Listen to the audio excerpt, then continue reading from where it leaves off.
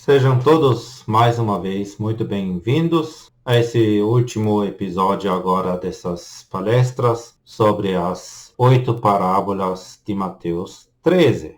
Nessa parábola de hoje, parábola número 8, novamente temos que prestar bem atenção no texto. Logo já estamos chegando lá.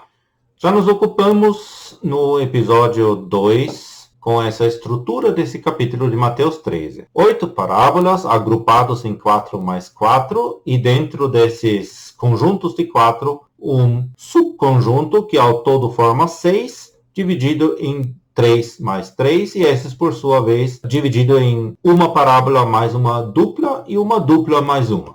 Nós também já temos visto que sempre duas parábolas trazem pensamentos semelhantes. E isso nós veremos hoje novamente. Há uma ligação, de certa forma, entre a parábola do semeador, aquela parábola introdutória, base, e a parábola do escriba instruído no reino dos céus, a oitava parábola. O semeador, ele semeia e o resultado que ele almeja é que seja trazido fruto. Já o escriba, ele colhe, podemos dizer assim, ele medita. Ele não está semeando em primeiro lugar. Ele mesmo tem que meditar e depois ele traz à luz as verdades. E isso podemos relacionar facilmente com o trazer fruto. Se eu colho em mim mesmo alguma coisa, isso me traz um crescimento. E quando eu repasso isso a outros, quando eu trago essas verdades à luz, então também isto é o meio para produzir fruto.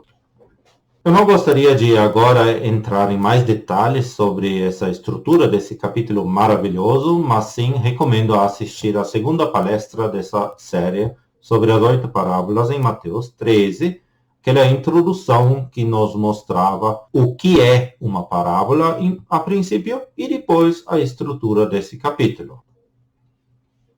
A panorâmica também já vimos e eu vou de forma bem breve repetir que a primeira parábola do semeador nos colocou a base. Nós vimos que as demais parábolas, as ações descritas ali, os resultados descritos ali não são possíveis de acontecerem sem que houvesse primeiro a obra do semeador semeando. E nós vimos que essa obra é feita exclusivamente pelo semeador, o semeador, não são os semeadores. Embora ele sendo uma figura do Senhor Jesus, que totalmente faz a obra, ele se utiliza de ferramentas que somos nós, os salvos, os que são dele. Hoje, na nossa época da graça. Vemos o Senhor Jesus fazendo isso, ele está agindo nos evangelhos e no livro de Atos, quando os discípulos entram em cena, aí nós vemos aquela frase emblemática no capítulo 1 de Atos, que Lucas diz: fiz o primeiro tratado, ó Teófilo, acerca de tudo que Jesus começou não só a fazer, mas a ensinar. E no livro de Atos, na verdade, não são os atos dos apóstolos, mas sim os atos do Senhor Jesus operados por meio do Espírito Santo nos apóstolos e por meio deles. Mas o ator principal é ele. Depois nós temos então aquele grupo, aquele bloco de 3 parábolas, a parábola do joio e do trigo, que mostra toda a evolução do reino dos céus, a evolução exterior, assim como ela é visível e observável do lado de fora, seguido por uma dupla de 2 parábolas do grão de mostarda e do fermento, que retomam algum aspecto dessa parábola do joio e do trigo e aprofundam isso um pouco mais, enfatizando sempre a evolução exterior do reino dos céus. Depois, quando a multidão é despedida, o Senhor Jesus começa a falar exclusivamente aos seus discípulos, algo muito importante, como temos visto também, e ali ele primeiramente explica a parábola do joio e do trigo, nessa explicação ultrapassando o próprio conteúdo da parábola. Ele revela mais aos seus discípulos do que em parábolas ele havia falado à multidão. E depois ele continua falando aos seus discípulos, e os discípulos do círculo interior, aqueles que são mais próximos do Senhor Jesus, aqueles aos quais ele pode revelar mais coisas, os segredos do Senhor são para aqueles que o temem. Ele agora explica novamente o reino dos céus e enfatiza a evolução interior, aquilo que está acontecendo no círculo interior dos, digamos, verdadeiros súditos desse reino, aqueles que de fato têm vida, que têm uma ligação viva com o Senhor Jesus, com o rei que está governando a partir dos céus. Enquanto nós tínhamos visto na evolução exterior que há uma mistura dentro desse reino de pessoas que confessam apenas ter o Senhor Jesus, que apenas confessam ser súditos desse reino. Hoje em dia seria a cristandade professa, mas que não tem uma ligação viva com Cristo. Nesse segundo bloco, nós vimos a dupla de parábolas do tesouro e do homem negociante. Temos visto maravilhas nessas duas parábolas. Quão precioso para o Senhor Jesus é esse círculo interior, a sua igreja e também cada um dos seus no tesouro e depois no homem negociante que busca aquela boa pérola e encontra aquela, vende tudo quanto que ele tem. Vemos o Senhor Jesus entregando tudo, pagando aquele preço. Aqui nós não temos destacado tanto o aspecto sacrificial da obra do Senhor Jesus, mas sim aquela entrega e o pagamento do preço necessário. O preço de redenção. Depois a parábola da rede lançada ao mar, que contemplamos no episódio anterior, recomendo assistir também. Agora queremos nos ocupar com a parábola 8 do escriba instruído, ou do pai de família, como dizem alguns, no versículo 52. Nós já destacamos que havia uma mudança de lugar e também de auditório, e acabei de falar alguma coisa sobre isso. Essa mudança acontece lá no versículo 36, quando ele despediu a multidão, foi Jesus para casa. E ao invés de falar à multidão que havia sido despedida agora, ele fala aos seus discípulos, justamente aqueles que são próximos dele, que têm vida verdadeira, uma ligação verdadeira com Cristo, com exceção daquele Judas Iscariotes, que nos mostra que até mesmo nesse círculo interior, aqui na Terra, quanto à nossa posição aqui, Satanás consegue infiltrar um ou outro que tem apenas uma aparência, que se faz igual a um discípulo, mas não é. Contudo, isso é uma responsabilidade bastante grande, porque se eu me coloco a mim mesmo numa posição de um discípulo, assim como também na posição de um cristão, de uma pessoa que professa pertencer a Cristo, eu sou responsável diante de Cristo de viver como um cristão. Eu sou responsável diante do Mestre de me comportar como um discípulo. E, na verdade, é algo impossível a mim, porque eu não tenho, nesse caso, a nova natureza, que unicamente me capacita para isso. O Salmo 25, versículo 14, já mencionamos que o Senhor segreda os seus pensamentos àqueles que o temem. A oitava parábola é introduzida por meio de uma pergunta do Senhor Jesus. E primeiro queremos destacar o número 8. Às vezes se ouve dizer as 7 parábolas de Mateus capítulo 13. E isso soa bastante bem, porque 7, muitos sabem, na palavra de Deus, é o número da perfeição. Então seria uma série de 7 parábolas que representam de uma maneira perfeita aquilo que diz respeito ao reino dos céus. Mas nós já vimos naquela estrutura simétrica que a oitava parábola se faz necessária nessa estrutura. Do contrário, ela seria destruída e perderia também a sua simbologia forte. E o número 8 na palavra de Deus, muitas vezes, indica algo novo, um novo começo, e até mesmo, às vezes, a própria ressurreição do Senhor Jesus. Vemos isso já no Antigo Testamento, que ali às vezes havia um período, por exemplo, de 7 dias de festa, e no 8º dia era para fazer alguma coisa. E esse 8º dia, esse número 8, indica então um começo novo, um objetivo novo, uma nova época, um novo começo. E isso é bastante significativo também nessas parábolas que o Senhor Jesus está expressando aqui. Então essa parábola número 8, ela vai nos apresentar algo novo, algo que até então não existia daquela maneira. E aqui nessa parábola especificamente, é uma nova espécie de escribas, como uma atuação nova desses escribas também. A figura do escriba era bastante conhecida no Antigo Testamento já. Para os judeus, o escriba, pelo menos desde a época de Esdras e Neemias, era uma figura importante. Eram aqueles homens instruídos, letrados, que copiavam com minuciosidade, com muita atenção e cuidados os rolos dos livros do Antigo Testamento, principalmente a Torá, a lei, os primeiros 5 livros, os 5 livros de Moisés. O escriba também repassava a palavra de Deus ao povo, ele lia diante do povo, veja em Esdras e Neemias, e também dava explicações daquilo que foi lido. Também isso nós vemos de uma forma muito clara em Neemias capítulo 8.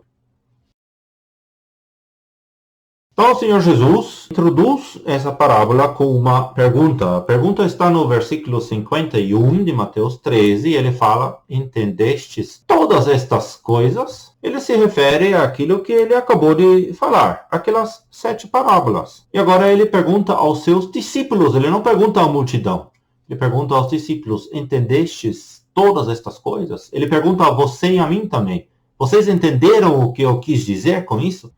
E os discípulos dão uma resposta bastante ousada. Portanto, aqui, de certa forma, ele resume as demais parábolas. O Senhor Jesus dá um resumo dessas demais parábolas na pergunta e na resposta que ele dá a essa pergunta. E, novamente, ele amplifica o horizonte dos discípulos nesta resposta que ele há de dar.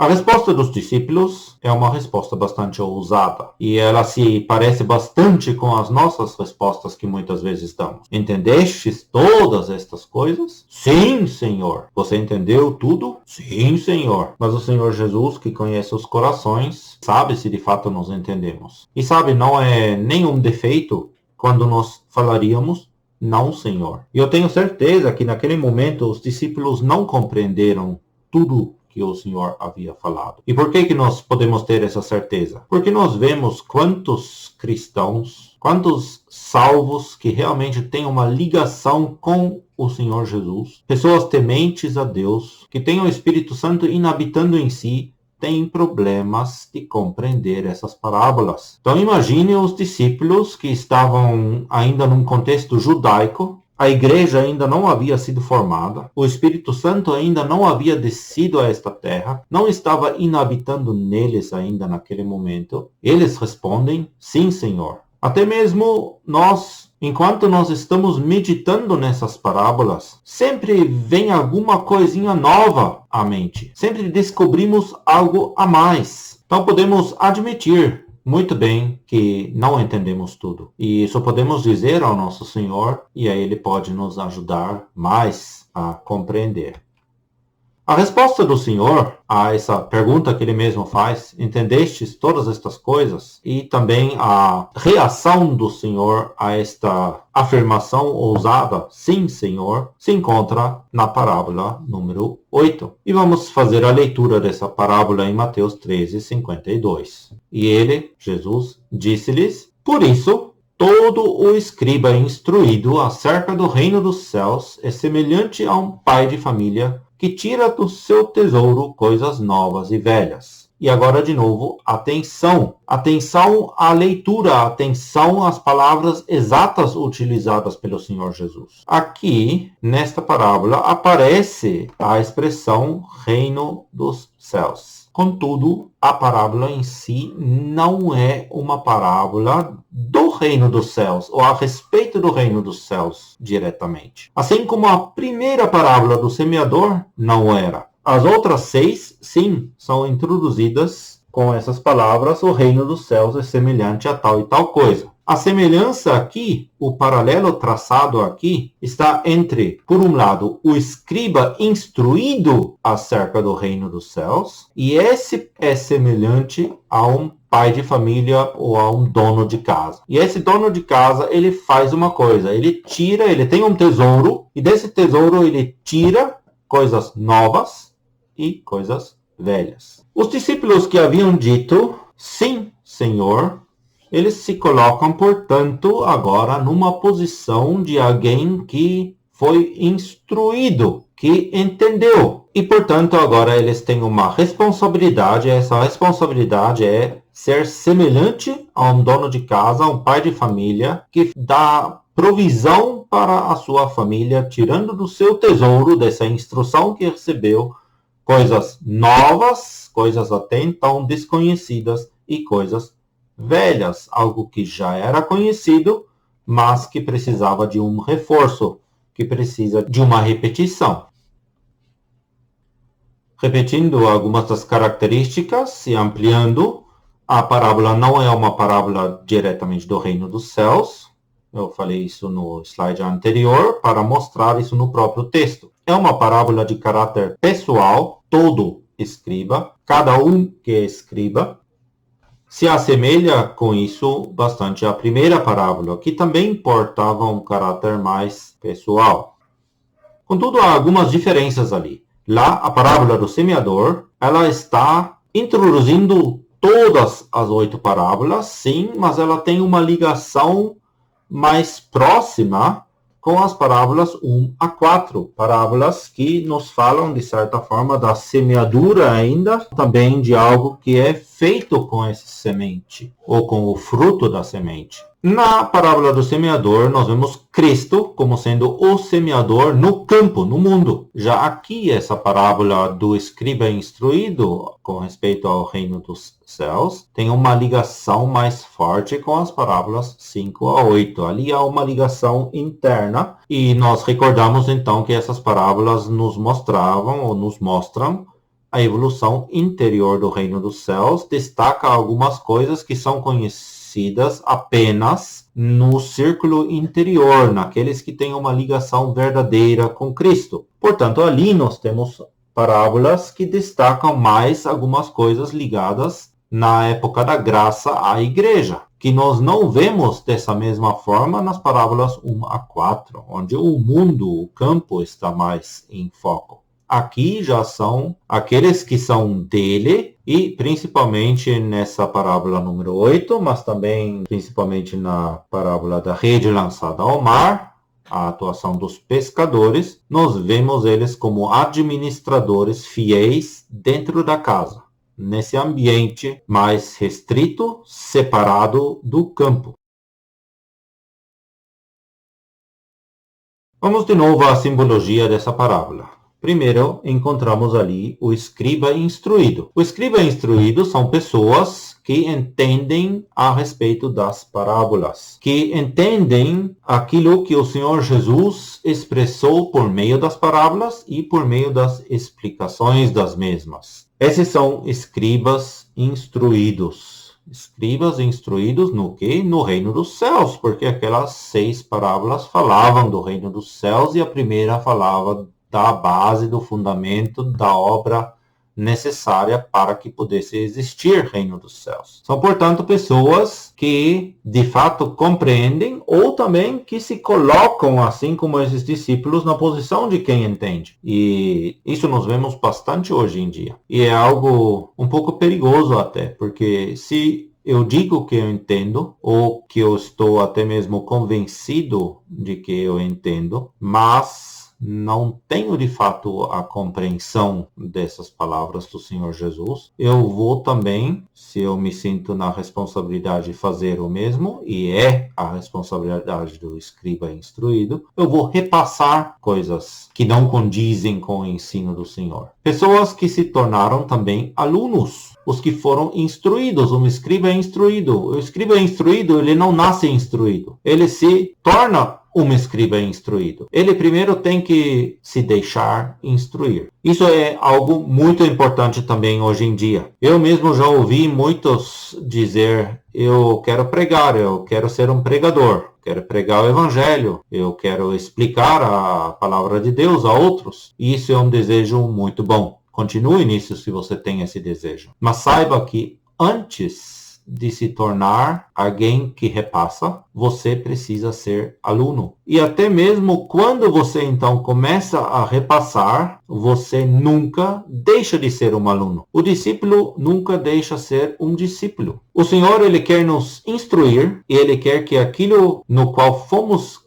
instruídos seja repassado a homens fiéis, que também podem de novo instruir a outros, mas ao mesmo tempo nós mesmos continuamos sendo alunos. E esse fato deveria nos tornar humildes. Por mais que eu saiba, ainda continuo sendo aluno. Será que temos consciência disso? Agora, isso não quer dizer que outros que são instruídos por meio de nós, por meio dos dons que Deus deu à igreja para tal, devem desrespeitar esses dons, seja de qual forma que os temos, escrito, por meio de literaturas, por meio de pregações, por meio de estudos bíblicos, ou também por meio de vídeos como esse de agora.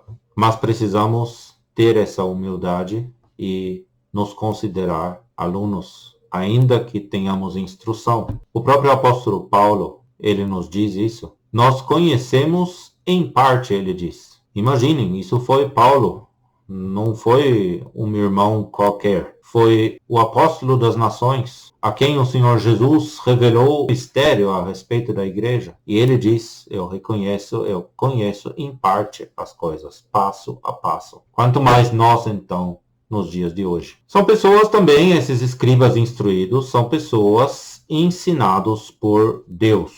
João 6, versículo 45, ali nós lemos, está escrito nos profetas, e serão todos ensinados por Deus. Portanto, todo aquele que do Pai ouviu e aprendeu, vem a mim. Então, em última instância, a instrução, ela vem do próprio Deus. E, portanto, ela tem autoridade absoluta.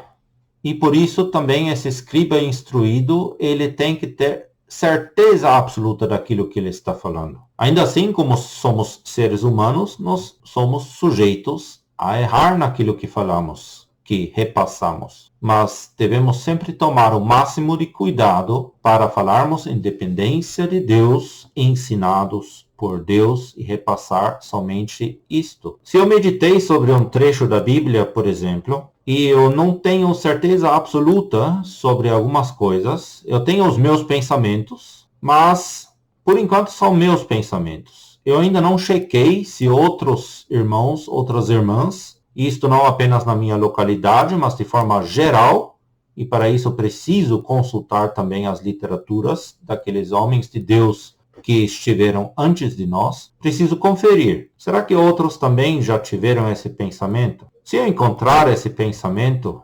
confirmado, principalmente por pessoas, por homens de Deus que têm mais experiência do que eu posso estar já quase do lado seguro. E aí também eu posso repassar isso. Agora, se é um pensamento que é único, que eu nunca encontrei em lugar nenhum, ou que apenas encontro talvez na minha localidade ou localidades vizinhas que têm o mesmo histórico que eu, aí eu devo tomar bastante cuidado e principalmente ter a humildade de me deixar corrigir se eu estou sendo ensinado, instruído, se alguém me mostra, seu pensamento é interessante, mas ele não condiz com os pensamentos de Deus. Por isso. E isso temos que comprovar então por meio das Escrituras. E podemos também fazer uso daqueles dons que Deus deu à sua igreja, ensinados por Deus. A palavra escriba é uma expressão judaica, mas encontra agora um significado mais profundo, um significado novo. Como eu disse anteriormente, é a 8ª parábola, introduzindo uma época nova, uma época pós-judaica, uma época com uma nova espécie de escribas. Isto nós encontramos várias vezes no Novo Testamento. O Senhor e também a palavra de Deus retomam expressões do Antigo Testamento e preenchem essas expressões com um novo significado. Amplificam o significado ou mudam ele totalmente. Vou dar apenas alguns exemplos. No Antigo Testamento nós temos o tabernáculo. No Novo Testamento encontramos essa mesma expressão, contudo, aplicado de uma forma diferente. No Antigo Testamento encontramos o templo, um edifício num lugar geográfico formado de pedras, e no Novo Testamento nós encontramos um templo, um edifício espiritual formado por pedras vivas sem uma ligação a um lugar geográfico. Nós encontramos no Antigo Testamento a expressão sacerdote, da tribo de Levi, da família de Arão, limitado, e o ministério do sacerdote era sacrificar sacrifícios físicos em um lugar, naquele altar que estava em Jerusalém. No Novo Testamento encontramos sacerdotes. Só que agora nós vemos que esses sacerdotes também sacrificam, mas não mais sacrifícios físicos, e sim sacrifícios espirituais. E eles o fazem naquele lugar espiritual. O ofício do sacerdote agora não está mais ligado a uma única família dentro de uma tribo do povo de Israel, mas, segundo a primeira epístola de Pedro, todos os salvos, todos os filhos de Deus são sacerdotes. E assim também aqui com escriba, uma expressão judaica que encontra um significado novo. Depois temos o pai de família, o dono de casa, com o qual é traçado o paralelo entre o escriba, que é comparado a um pai de família, a um dono de casa. Esse dono de casa, ele nos remete à administração da casa. O dono de casa, o pai de família, era a autoridade máxima dentro de uma casa. Ele administrava a sua casa. Ainda há o círculo interior, onde tem a esposa desse dono de casa, e ela também tem parte nessa administração. O que nós recebemos do Senhor, de Deus também, deve ser utilizado para os demais na casa. E agora nós temos essa responsabilidade diante de nós. Você que é um discípulo, você aprendeu uma verdade, um aspecto da verdade. Nesse ponto você se tornou um escriba instruído. E agora o que Deus quer? Que você administre isso da forma correta, para o benefício de outros dentro dessa mesma casa de Deus. E esse serviço nós podemos exercer de várias maneiras. Não é apenas por meio de pregação aos domingos nas reuniões da igreja, mas esse serviço ele se dá também de forma pessoal, particular, individual, de pessoa para pessoa, em visitas, na ocupação com crianças, na escola dominical, na ocupação com os nossos irmãos e as nossas irmãs. E também se dá no estudo bíblico, expressando talvez um pensamento sobre aquilo que você recebeu, no qual você foi instruído, repasse. Faça jus à sua responsabilidade diante de Deus, de utilizar aquilo que Ele te deu para o benefício de outros. Não tenha aquela ambição, eu quero pregar, eu quero ser usado na igreja. Esse é o meu objetivo. E se eu não conseguir fazer isso, até lá não vou fazer muita coisa, não vou fazer nada. Não, sabe, se você tiver esse pensamento, você talvez nunca chegue ao ponto de poder pregar. Por quê? Porque você não foi fiel naquilo que Deus te deu, no lugar onde Ele te colocou. Ouvimos às vezes dizer, mas eu tenho problema, eu não consigo falar em público, eu fico nervoso quando eu quero fazer isso. Então comece fora do público, mas comece, e isso também vai te tirar esse medo, esse nervosismo, e você vai ser capaz então de ser útil para outros na casa de Deus. A verdade, ela não nos foi dada apenas para a bênção e o benefício pessoal. A verdade de Deus não é só para mim, ela é para ser compartilhada.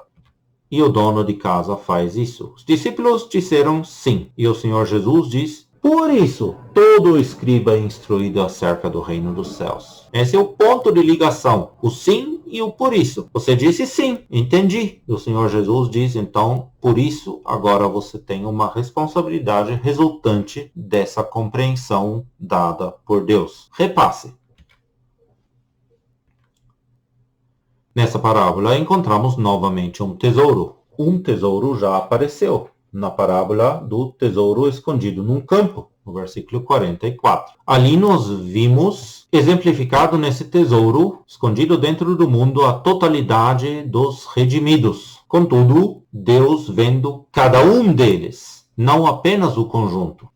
Já aqui, o tesouro do escriba é uma propriedade do próprio escriba. É algo individual dele, pertence a ele. Mas ele reparte desse tesouro a outros. Isto é a palavra de Deus, ou a verdade da palavra de Deus. O conjunto da verdade da palavra de Deus. Uma passagem que exemplifica isso um pouco é 2 aos Coríntios, capítulo 4, versículos 1 a 7. Temos nesta passagem também muitos pensamentos, mas um desses pensamentos, uma dessas coisas que podemos tirar de lá e aplicar a nós, é a conclusão ao qual o escritor chega no final do versículo 6. O conhecimento da glória de Deus na face de Jesus Cristo, e nós temos este tesouro em vasos de barro. Esse tesouro é o conhecimento da glória de Deus na face de Jesus Cristo. Isso nós temos em vaso de barro, em nosso corpo humano, em nosso corpo frágil. Deus, ele nos agraciou com esse tesouro. E ele quer que esse tesouro, que é particular, individual de cada um, seja repartido então com outros. Temos coisas novas e velhas aparecendo nesta parábola. É o que o escriba tira desse tesouro. Ele tira de lá coisas novas e coisas velhas. A verdade de Deus é um conjunto. A verdade de Deus é uma unidade, é única. Contudo, ela tem diversos lados, diversos ângulos de vista, diversas facetas. Como um diamante tem diversas facetas que refletem a luz de uma forma diferente. Isso Deus nos deixou em sua palavra. Ele deixou o conjunto de todas as verdades, no plural, que perfazem a verdade divina. E ele colocou isso em pedaços dentro da sua palavra, para nós compreendermos melhor essa verdade como um conjunto. Nós não teríamos capacidade de receber a verdade de uma só vez, tudo. Mas Deus tem que nos mostrar as diversas coisas. E dentro dessa verdade única, temos coisas novas, como por exemplo a verdade a respeito da igreja e também da existência do reino em sua forma invisível, justamente como o reino dos céus e outras coisas mais. Em uma aplicação que eu vi na internet, feita por alguém, um filho de Deus, creio eu, ele dizia assim numa frase à margem, o reino dos céus ou também o reino de Deus, como se fosse exatamente a mesma coisa, como se fossem expressões intercambiáveis. E a uma leitura superficial da palavra de Deus também, talvez podemos chegar a essa conclusão, porque algumas dessas parábolas que aqui são mencionadas como parábolas do reino dos céus, em outros evangelhos são mencionados como parábolas do reino de Deus. Mas nós vimos no primeiro vídeo dessa série algo a respeito dos reinos, e vimos a diferença também entre o reino dos céus e o reino de Deus. O reino dos céus era algo não conhecido na época do Antigo Testamento, assim como a verdade a respeito da igreja era desconhecida. São coisas novas. Essas coisas novas devemos repartir então quando nos são reveladas, quando nós somos instruídos nelas. Mas também existem coisas que para mim pessoalmente são novas, que eu não conhecia ainda. Essa talvez seja a situação da grande maioria de nós. É a situação do crescimento de um cristão, do crescimento espiritual. Estamos adquirindo conhecimento aos poucos, passo a passo. Aí o meu irmão fala alguma coisa, nós lemos alguma literatura e ali tem uma coisa que para mim é nova. Então agora você e eu fomos instruídos nessas coisas novas. E o que fazer com isso? Utilizar para o benefício dos que estão dentro da casa. Não ficar com isso para mim. Mas também tem coisas velhas. Em primeiro plano, algo que já era conhecido no Antigo Testamento. Por exemplo, aqui, o reino em poder e glória. Eu destaco o reino visível como o reino milenar e anteriormente o reino dos céus e também a igreja, hoje em dia, nessa época da graça. Destaco essas duas ou três coisas porque é o tema principal dessas parábolas. Elas mostram o reino dos céus, algo até então era desconhecido, novo, mas os discípulos já conheciam a partir do Antigo Testamento o reino em poder e glória, conheciam algo a respeito do reino milenar. Assim, tem coisas velhas nesse tesouro que devem ser repartidas de igual maneira. E também existem coisas que você já adquiriu, nas quais eu já fui instruído, que para nós são coisas velhas, assim dizer, mas merecem de repetição. Tem outros na casa para quem essas coisas velhas são exatamente coisas novas. E se eu fico com essas coisas velhas para mim, a instrução vai faltar, o crescimento vai ser um crescimento pequeno. Então temos nesse capítulo ainda alguns versículos finais. O Senhor Jesus está terminando essas parábolas com essa pequena parábola número 8 do versículo 52. No versículo 53 diz: "E aconteceu que Jesus, concluindo estas parábolas, se retirou dali." A seguir são descritas algumas reações das pessoas que ouviram. Versículo 54 nos diz: E chegando à sua pátria, ensinava-os na sinagoga deles, de sorte que se maravilhavam e diziam: De onde veio a este a sabedoria e estas maravilhas? O Senhor Jesus, portanto, não para de ensinar, ele continua ensinando. E aí tem essa reação das pessoas. Estão se maravilhando por um lado. De onde esse tem tanta sabedoria? Não é ele o filho do carpinteiro? E já outros de dentro desse mesmo grupo, ou talvez até mesmo todos, versículo 57, escandalizavam-se nele, demonstrando assim uma certa inimizade contra Cristo. E assim temos que fazer essa pergunta: quem é Cristo para mim? Quem é Cristo para você? Você também é apenas um que se maravilha dessas coisas? De onde ele tem essa sabedoria? E daí você se escandaliza nele? Ou Cristo para você é a pessoa mais importante de sua vida? É ele que enche o teu coração? É ele que é o ponto de atração das suas afeições? Quem é Cristo para você? Quem é Cristo para mim?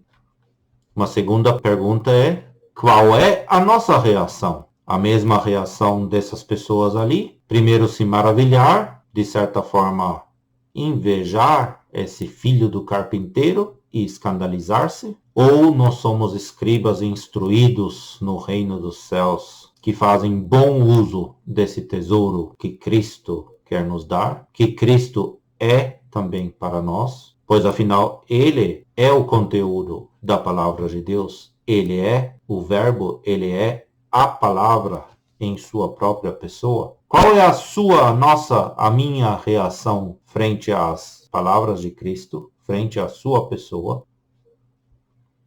E o que fazemos com os seus ensinos? Desconsideramos esses ensinos? Estamos indiferentes? Ou esses ensinos nos fazem continuar sendo alunos? E daí também um escriba instruído que tira do seu tesouro e reparte coisas novas e velhas àqueles que estão dentro de sua casa. Somos igual a esse pai de família, esse dono de casa, que fez um bom uso para benefício de todos dos ensinos do Senhor. Deixamos-nos ensinar. Quem é Cristo para você? Quem ele é para mim? Qual é a nossa reação frente a ele e os seus ensinos? E o que fazemos com os seus ensinos? Chegamos à conclusão. Concluindo sobre esse maravilhoso capítulo, só podemos expressar junto com o salmista do Salmo 119 essa oração. No versículo 18 daquele salmo, o escritor diz: Abre tu os meus olhos para que veja as maravilhas da tua lei. Não vamos nos maravilhar e escandalizar, mas sim vejamos que há maravilhas na lei, que há maravilhas na palavra de Deus, que ali encontramos aquela maravilhosa pessoa, aquela pessoa única, Cristo mesmo. E leiamos a palavra de Deus em espírito de oração, pedindo a Ele: abre tu os meus olhos. E essa oração Ele vai ouvir. Ele vai abrir os meus e os teus olhos. Ele já nos deu aquele presente grandíssimo, o Espírito Santo habitando em nós. E a tarefa do Espírito Santo é justamente introduzir, guiar a você e a mim em toda a verdade. Ele está esperando para fazer isso. Precisamos ter a disposição de sermos alunos, de querermos ser instruídos, de abrirmos os olhos para as maravilhas da palavra de Deus. Muito obrigado por terem assistido até aqui, de acompanhado essa série dessas 8 parábolas de Mateus 13. E caso você não tenha assistido ainda aos outros episódios, recomendo de fazê-lo, porque para compreender bem cada parte dessas parábolas, cada uma delas, precisamos ter a visão completa desse capítulo. Do contrário, muitas coisas vão se perdendo no meio do caminho. E com isso vai se perdendo bênção, vai se perdendo instrução. Que o Senhor abençoe a cada um ricamente, que Ele nos abençoe em conjunto. Vamos finalizar essa série com uma breve oração. Nosso Deus e nosso Pai, de coração te agradecemos por essa contemplação, por esses momentos debaixo da tua palavra, vendo as maravilhas da tua lei. E pedimos de coração que tu abres os nossos olhos, que tu nos esclareces mais e mais as verdades desse tesouro e que possamos realmente repartir coisas novas e coisas velhas. Que outros dentro da casa, dentro da tua casa, possam receber desse tesouro, crescer no conhecimento e na graça do Senhor Jesus Cristo. Amém. Temos então uma recomendação. Inscreva-se também nesse canal e assista a esses outros vídeos.